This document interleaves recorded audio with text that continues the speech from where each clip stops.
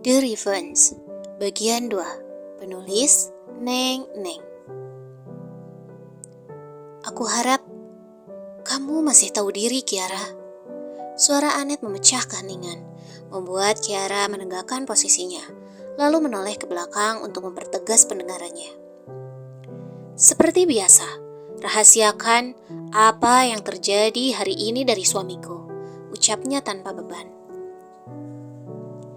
Kiara terdiam, sementara sopir mengusap telinganya perlahan, memencet sebuah benda hitam kecil yang berada di balik telinganya tanpa Anet dan Kiara tahu.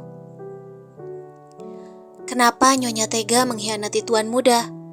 Kiara bertanya dengan sendu, seolah merasakan kecewa dan sakit atas apa yang telah dilakukan Anet. Kenapa? Kau marah? Tanyanya santai, kemudian tertawa tanpa beban. Kiara mengernyitkan dahinya.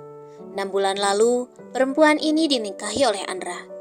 Awal datang ke rumah besar Sailendra, Anet sangat terlihat jika perempuan ini adalah perempuan berkelas, datang dari keluarga terpandang dan terhormat. Namun, kenapa tiba-tiba dia menunjukkan sikap yang seperti demikian? Ting! Ponsel Kiara berbunyi. Segera Kiara memeriksa ponselnya, lalu membaca pesan yang terkirim padanya. Kia, jaga baik-baik istri kesayanganku beserta calon putraku, calon penerusku. Emotikon tersenyum. Kiara menarik napas panjang. Tuan muda Andra telah mengirimkan pesan padanya. Rupanya dia tahu jika Kiara tengah bersama istrinya. Namun sayang, Andra tidak pernah tahu sikap istrinya ketika di belakangnya. Pasti dari Andra? Suara Anet kembali terdengar. Katakan padanya, istri tercintanya dan calon anaknya baik-baik saja. Bilang juga padanya, aku baru saja keluar rumah untuk membeli pakaian seksi yang akan digunakan untuk menyenangkan dirinya. Anet tersenyum licik dengan nada memerintah. Kiara lagi-lagi terdiam, ekor matanya melirik sopir yang sedari tadi masih terdiam. Dengan pandangan datar dan aura dingin, seperti enggan menanggapi. Sesekali tangannya meraba telinganya, lalu kembali tenang. Bagaimana jika media tahu tentang skandal Nyonya? Kiara bertanya dengan nada lelah. Tidak akan selama kamu bisa membereskannya, ucapnya santai. Kiara diam lagi. Selama ini, Kiara selalu sibuk membereskan segala skandal yang Anet ciptakan dari berbagai pihak. Entah dari pihak media atau dari pihak saingan bisnis keluarga Shailendra. Aku tahu, kamu tidak akan macam-macam selama cintamu masih untuk Andra, suamiku. Dek, apa? Cit! Belum hilang rasa terkejut Kiara. Tiba-tiba saja, mobil mendadak oleng tidak tentu arah. Padahal sedari tadi, mobil baik-baik saja ketika melaju di jalan raya. Namun setelah memasuki kawasan sepi, kenapa mobil mendadak seperti tak bisa dikendalikan? Pak, hati-hati Pak! Nyonya, pakai sabuk pengaman Anda dengan benar! Kiara berteriak, menoleh ke belakang, berusaha menolong sang majikan yang melotot karena terkejut.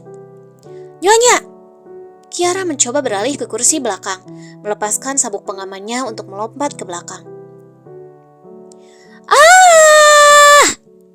Anet berteriak, menutupi wajahnya dengan kedua tangannya. Anakku! Anakku! Teriaknya panik, dengan tangan melindungi perutnya. Tenang! Kenapa sabuk pengamannya susah dibuka? Kiara panik bukan main, sementara mobil terus oleng ke kanan dan ke kiri, dan sopir terus mengendarainya dengan pandangan lurus ke depan. Pak, kenapa mobilnya? Dalam kepanikan, Kiara sempat bertanya. Diam! Sopir membentak, lalu merentangkan tangannya melindungi Kiara, hingga brak! Mobil menabrak pohon besar yang berada di samping jalan. Kedua penumpang perempuan tersebut kompak menubruk bagian depan mobil. Kiara menabrak dashboard, sementara Anet menabrak belakang kursi Kiara yang terdapat besi penyangga jok, hingga menimbulkan luka dan menimbulkan perdarahan. "Keluar! Mobil akan meledak!" Sopir mendorong tubuh Kiara tiba-tiba. Sabuk pengaman bisa dibuka setelah bantuan sopir yang telah mengabdi pada keluarga Shailendra bertahun-tahun tersebut. Pintu mobil terbuka. Di antara rasa sakit yang seolah tidak dirasa, sopir tersebut mendorong tubuh Kiara yang sudah lemah di ambang kesadarannya. Sementara nyonya muda mereka sudah tak sadarkan diri. Dahinya berdarah, juga ada darah lain yang keluar dari bagian tubuh bawahnya. "Menjauh, Kiara!" Sayup terdengar teriakan sang sopir. Dalam sekali hentakan, tubuh lemah Kiara terbanting ke tengah jalan hingga lumayan jauh dari mobil. "Nyonya," Kiara menggapaikan tangannya, lalu menatap Nanar dengan tubuh sulit digerakkan. Sementara sang sopir setelah mendorong tubuh Kiara, entah dia berada di mana sekarang. Secepat kilat, wujudnya sudah menghilang. "Nyonya," Kiara beringsut, mencoba untuk menggapai tubuh Anet yang semakin bersimbah darah. Kiara bisa melihat wajah Anet yang berlumuran darah dari kaca jendela mobil yang sudah tidak utuh. Tolong."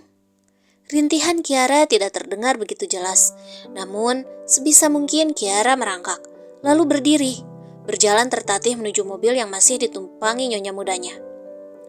Tes, tes, tes. Tercium bau bensin yang menyeruak. Mobilnya akan meledak. "Aku harus menyelamatkan nyonya," Kiara bergumam. Air mata sudah meleleh sedari tadi. Kiara harus bisa menyelamatkan Anet dan calon anaknya. Masih dengan tertatih, Kiara terus berjalan. Sementara itu, darah segar sudah memenuhi wajahnya. Namun, Kiara berusaha mengulurkan tangannya. Hingga... Tid! Tiba-tiba saja sebuah motor tanpa plat nomor menabrak tubuh Kiara yang masih terhuyung, hingga tubuh Kiara terpental cukup jauh. Bruk! Mata Kiara akan segera tertutup. Dia meremas kuat dadanya yang terasa nyeri akibat benturan yang cukup keras tersebut. Namun, sekilas dia menatap kembali pada mobil yang berada tepat beberapa meter dari tempatnya terbaring. Mata Kiara menangkap sebuah bayangan tinggi, menggunakan pakaian serba hitam, menatap mobil tersebut lalu tersenyum menyeringai. Apakah dia malaikat maut? Kiara mengerutkan keningnya dalam. Sesekali terbatuk keras hingga mengeluarkan darah. Kiara sudah tidak bisa menahan sakitnya lagi. "Andra, maafkan aku. Aku tidak bisa menjaga istri dan calon anakmu." Duar!